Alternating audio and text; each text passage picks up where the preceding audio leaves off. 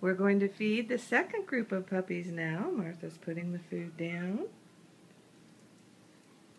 And the first group of puppies did quite well.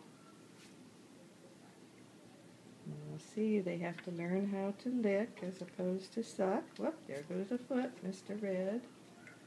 And all we're seeing is Martha.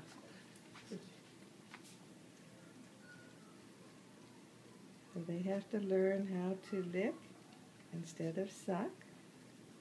And they smell the food so they know it's there.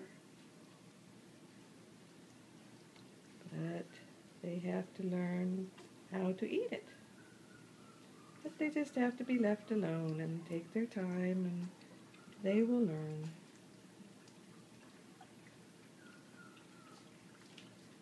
Oh, they're starting now. Then when these finish, they'll go out to the new daytime play area also with Mama Callie. Hope you enjoyed. Bye-bye.